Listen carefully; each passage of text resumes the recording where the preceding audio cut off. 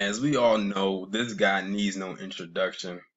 This is none other than that parasite Gregory Allen Bush who killed those two black individuals at that Kroger in Kentucky. But the reason why I'm making this video is because I came across an article that Jason Black posted on his Facebook page.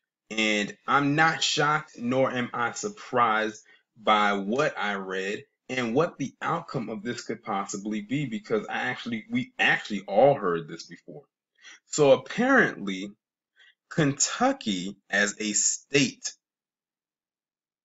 has some loopholes when it comes to dealing with hate crimes.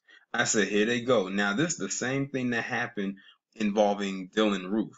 If y'all remember back in 2015, they were trying to figure out, we knew what he committed was a hate crime. We knew that it was a hate crime. But they were trying their hardest to not push for a hate crime. But I believe with enough push from the nation, they when I say the nation, I'm not talking about the Nation of Islam. I'm talking about the nation as a whole, the establishment. They pushed to get a hate crime there because I guess in the state of South Carolina, it was kind of the same thing as what's going on in the state of Kentucky.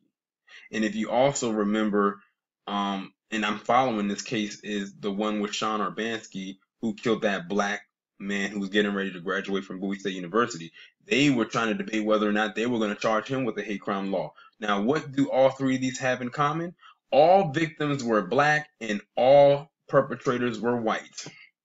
Now, if you want to go up to Pittsburgh at that synagogue where the perpetrator also was white, but the victims were also white, they pushed to say that they're going to pursue hate crime charges, and they did that with the swiftness. Like, they were ready to pursue hate crime charges with him immediately. Like, they didn't question if this was a hate crime or not. But when it comes to us, they have to always question, is this a hate crime or is it not? And if it is, oh, there might be some loopholes and we may not be able to hit them with a hate crime. Isn't it amazing how apparently all these states where black people are gunned down due to hate crimes or what will be deemed as a hate crime, they have to always question, or they always have to find some kind of a loophole that states that there wasn't a hate crime involvement, or we need to research to see if it could be a hate crime every time.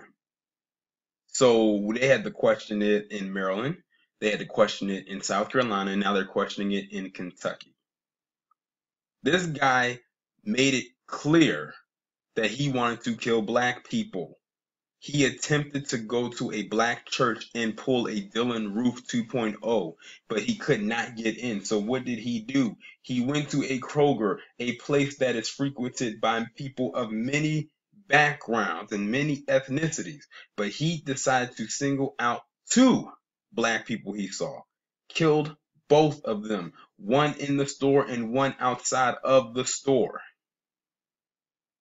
In their questioning, was this a hate crime? And they're also trying to say that they may not be able to pursue hate crime charges. Like I said, not surprised, not shocked, just disgusted. And I'm allowed to feel that way because it is disgusting.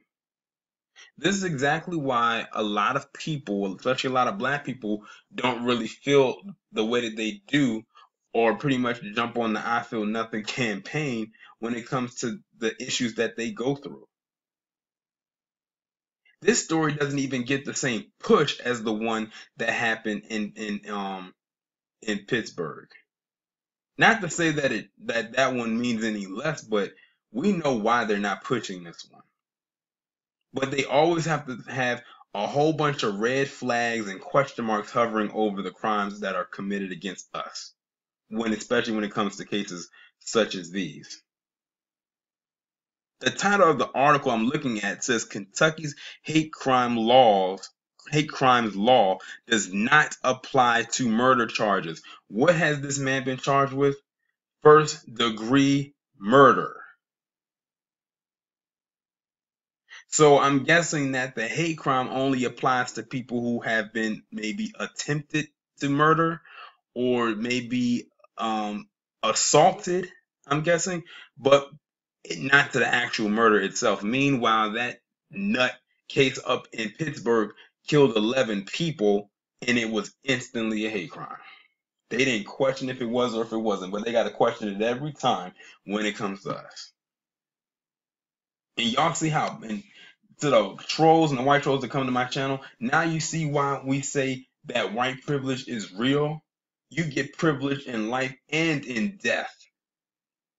You get privilege in life because you can walk away from this unscathed, and you get privilege in death because they'll actually might pursue justice for you. We don't get that option. Never have, never will.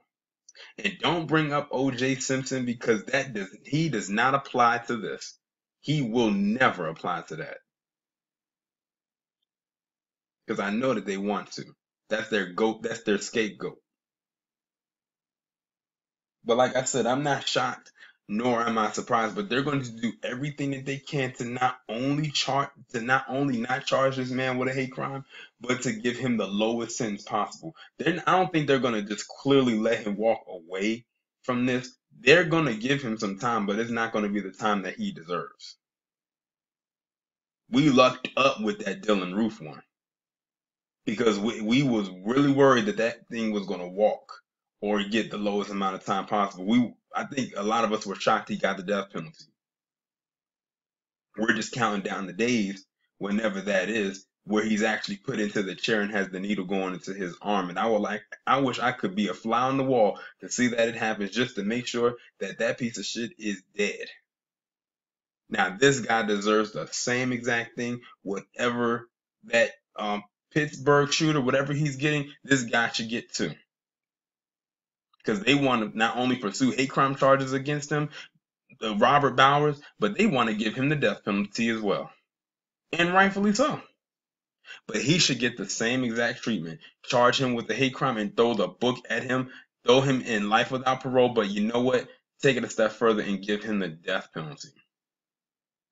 Because at this point, we as black people should never have to settle for anything less when they put a target on our back. Point blank, period. Enough is enough. Their time is up. Y'all let me know what you think about this down in the comments. Like, share, subscribe. The links will be in the description. I'll talk to you in the next one.